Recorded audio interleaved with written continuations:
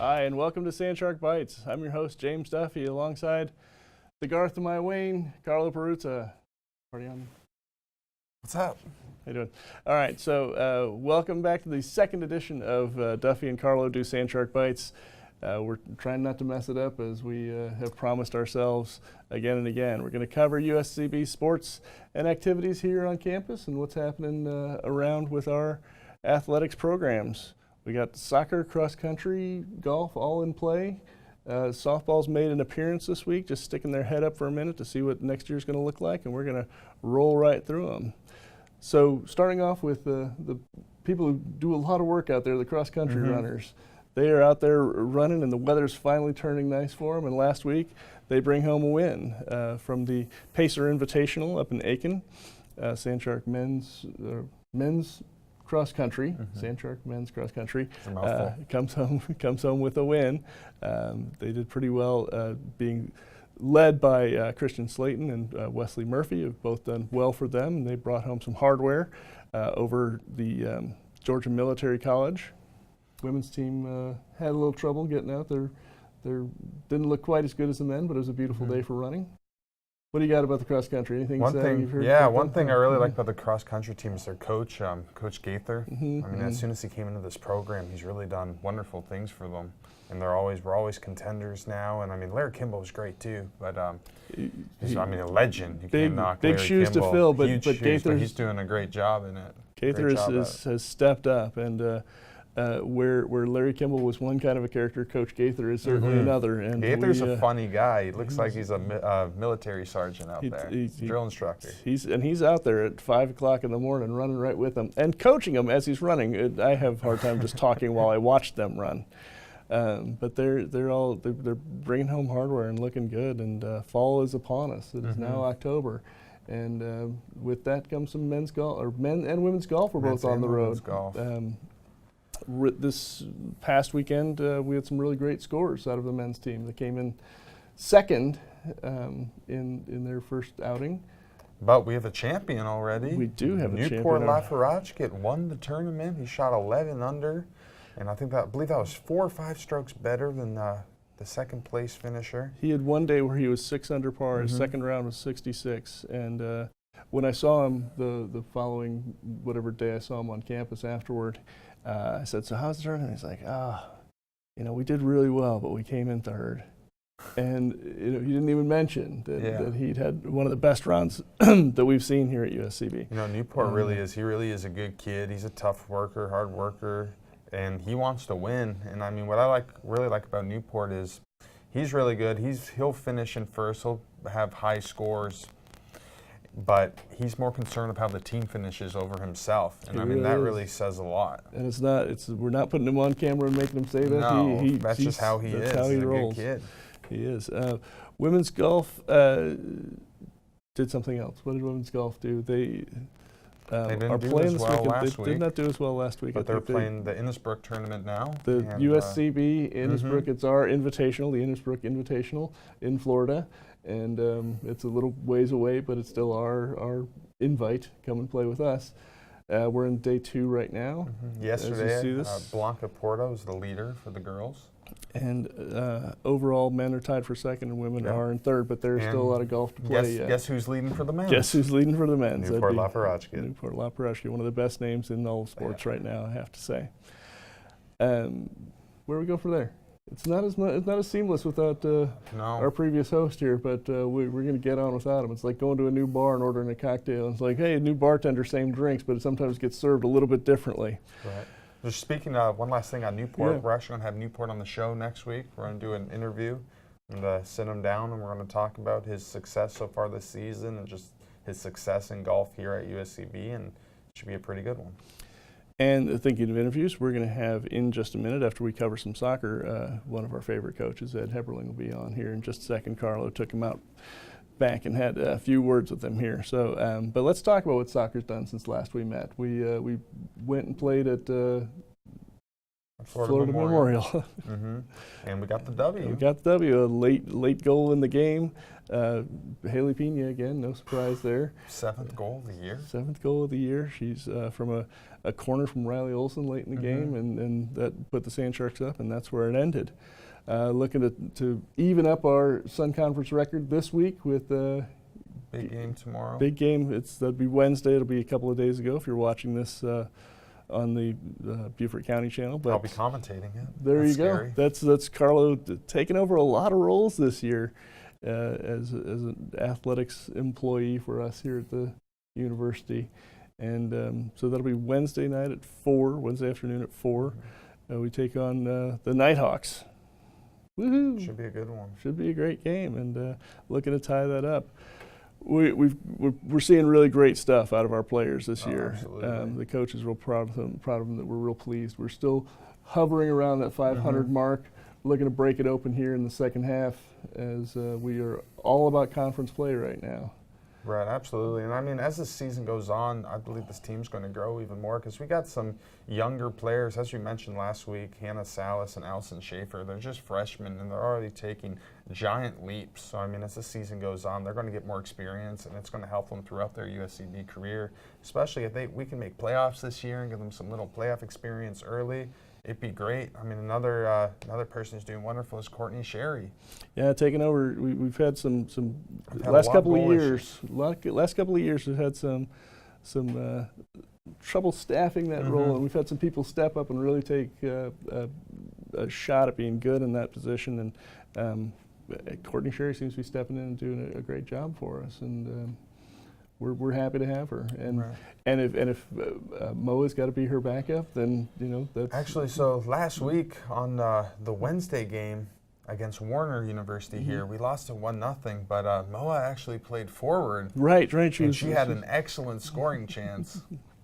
Yeah, that's great when they can come out and do anything for us. It gives us some depth off the bench there, and so we're gonna have a little interview with Coach H himself, and if we can hear what you had to ask him and what he's got to say, we're gonna be right back after just a minute on Sand Shark Bites.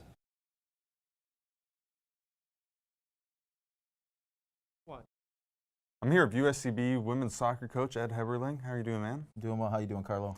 Doing good. So you guys had a pretty busy week last week. Yes, we did. We had our 2 games. We played Warner and Flomo last week, both conference games for us.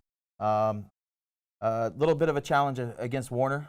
They did a great job packing it in and making it difficult for us to score. I think we only gave up 2 or 3 shots, and they beat us 1-0 in that game. A little upsetting after playing so well against Kaiser, the number 8 team in the nation the week before, to come out against Warner that way.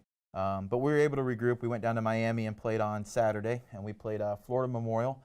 Played a very similar style. They packed it in as well, put a lot of numbers behind the ball, made it difficult. But fortunately, we were able to find our way through. Riley Olson put up a great corner kick, and Haley finished it off to add to her career-leading totals here at USCB. So it's good. Flomo is our first conference win of the season, gets us back at 500, and puts us looking forward to this week. Awesome. So far this season, what are some things that you've been impressed with your team? I think the most impressive thing for me at this point in time is the play of our backline and goalkeepers.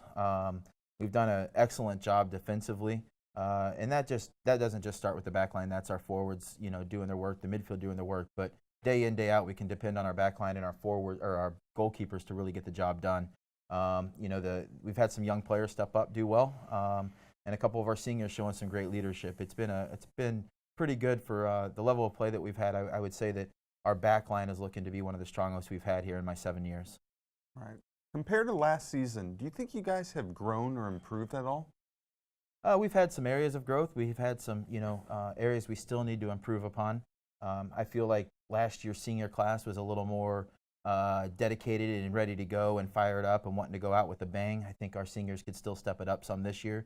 They just kind of, go through the motions at times, and it's in the past our seniors have usually done a really good job of stepping up, and so looking forward to that.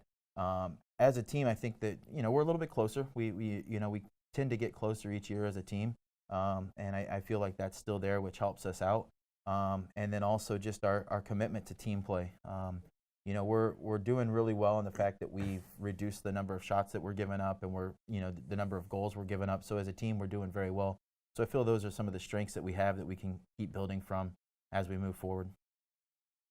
You mentioned that you said you guys have some things that you need to work on. What would those be? We need to work on, I think, really just a mentality. I get the feeling sometimes that we show up to just want to play and not really compete, not want to win, not want to, you know, take it to the next level. After playing against Kaiser, we had a great game. To me, it showed that we could play at a top level, but I felt like we kind of fell flat after that, and we haven't been able to show in the last 2 games how we really can play. So that consistency to be competitive and that mentality to be competitive is really what we're lacking at this point in time. All right, final question. Which players have you been the most impressed with so far this season? You know, we've had quite a few players that have stepped up and done very well for us this year. You know, you look across our back line, and it's pretty much a whole new back line from last year. Brooke Newman is really the only returning player from that back line, and she stepped up in the center back role and has done a phenomenal job. Things she does on the field that maybe you don't necessarily see is she's communicating, she's organizing, and she's reading the game very well. And then Allison Schaefer and Mel and our outside backs have done phenomenal as well. Allison Schaefer shut down some very good forwards and play. You know, Courtney Sherry came in this year. Honestly, we recruited her to be a backup goalkeeper, and due to an injury from Moa, she's able to step up and she's done a great job. You know, we've really had some quality players come in this year that have stepped up and improved our play just from their demeanor and their mentality. You know, I'd be, you know, forsaken not to mention Karen Pimentel and Haley Pena as well, that, you know, 2 seniors that are working hard. You can tell they want to win every day. They want to get out there and get the job done. Awesome. All right, man. Thanks for joining the show. We appreciate it. Thanks, Carlo. Glad you see you working at Best Buy with me as well. The Blue Men. At the University of South Carolina, Beaufort, we offer small classes, individual attention, and an affordable education in an atmosphere that fosters diversity and achievement. We are students. We field 9 Sandshark sports teams that compete in the Sun Conference. We are athletes. We are one university with 2 campuses serving the coastal areas of South Carolina and Georgia. We are the Low Country. We are the fastest growing 4-year school in the University of South Carolina system. We are USCB.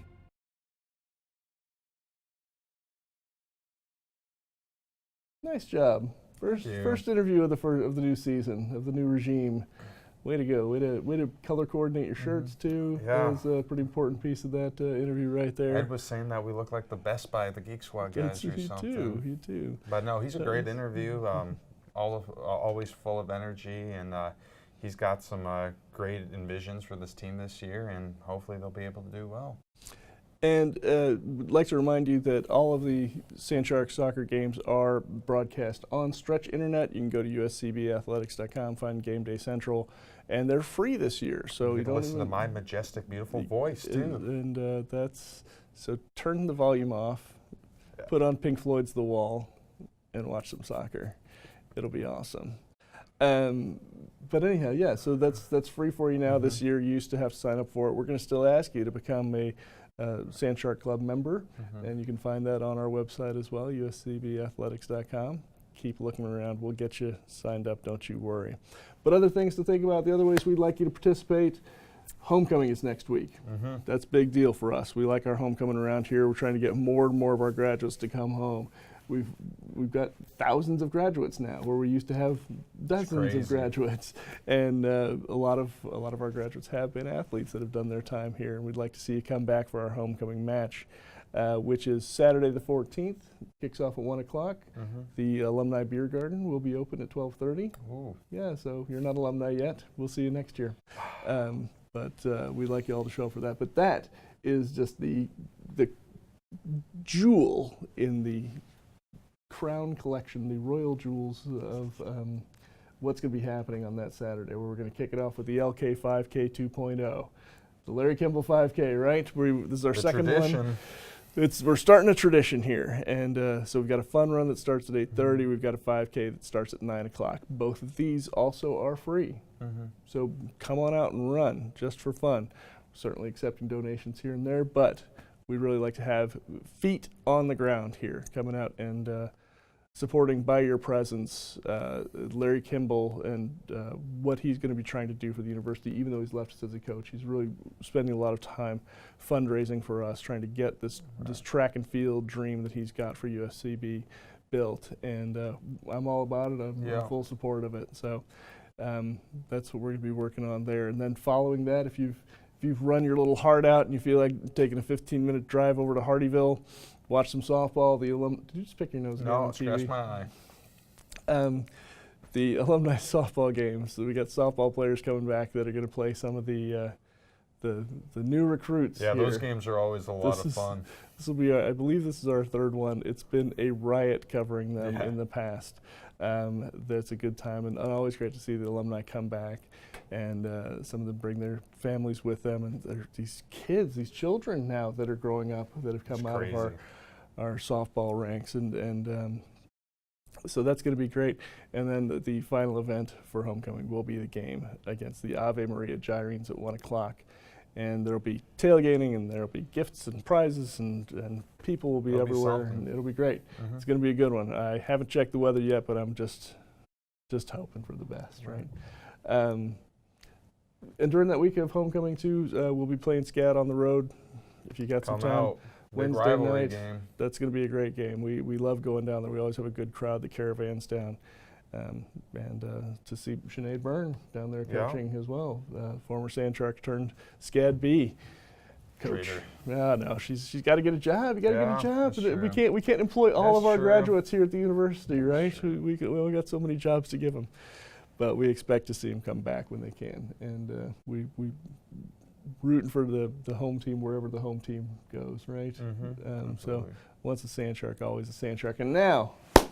Athlete of the week. We've got some contenders out there. There's certainly opportunities to talk about Christian Slayton and his performance in cross country, but individual hardware trumps all. And when you win the whole thing, you've got to get it. You've got to give it to Newport Laparashkit. Newport Laparashkit is our athlete of the week, as well as the Sun Conference golfer of the week, men's golfer of the week. So congratulations, Newport. I'm sure that won't be the last time we'll be saying this. Yeah. So, that's all we got. Anything else you want to say? You're good to go? We're good to go, man. So as always, we'll see you next week here on Sand Shark Bites. And until then, keep those fins up.